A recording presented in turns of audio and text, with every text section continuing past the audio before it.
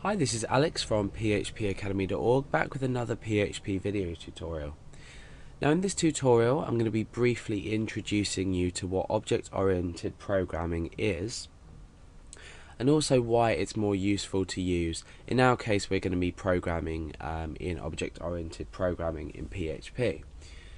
So object-oriented programming, also noted as OOP, you've probably seen it more commonly written as OOP, is a different way to program within many languages, not just PHP. We've got PHP in languages such as C#, Java, and just to name a couple. So why do we use object-oriented programming? Now, usually in a PHP script you would use a procedural way of coding, so you would write your code, maybe include a couple of functions from top to bottom.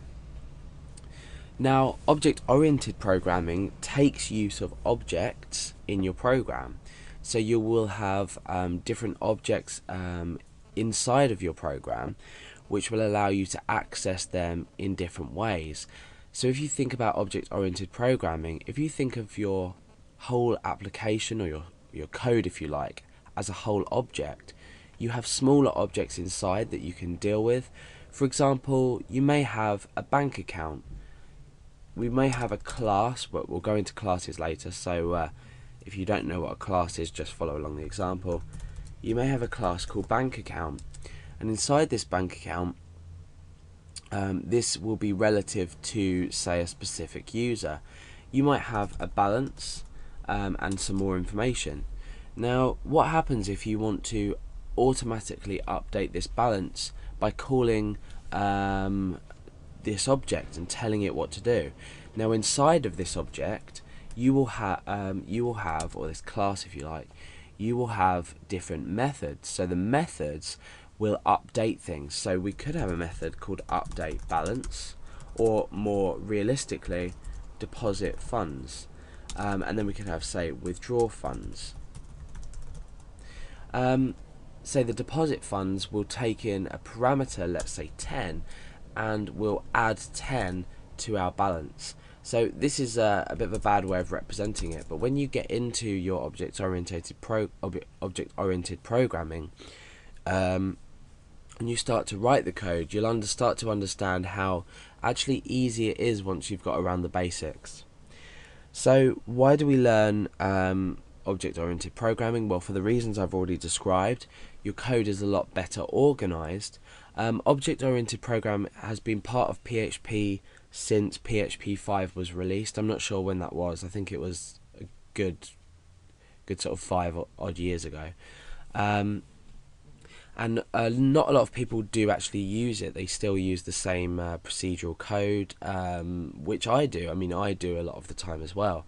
However, it's a good practice to get into learn object-oriented PHP and start to get into this practice, because you're going to reap the many benefits from this as you can. So like I said, object-oriented programming is a better way to program in general. You have just part of the structure of it. Like I said, you have classes. You'll then have properties of each class. So this could be, say, like I said with the bank account example earlier, the property could be the balance. And then you have methods. So the methods are things that do things. So methods are essentially functions. Properties are essentially variables that you would store data in.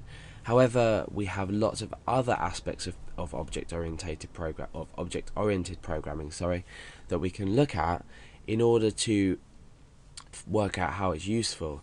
For example, we have things like the extends keyword. You can see that my text editor has highlighted it blue. Extends creates a new class, but adapts and takes properties and methods from another class. So we can have a main top level class, but then we can have classes underneath it that extend data from that class. So we can take things like that bank account example, and we can extend another class with different information but still using the balance from there. So you'll find that lots of complex code written properly will use object-oriented programming. I've just shown you a few examples. However, we're going to crack on in the next examples of creating the code rather than talking about it. So I'm not going to spend too much time talking about it, but we're going to get straight in and do everything by example so you can understand where and when OOP is useful.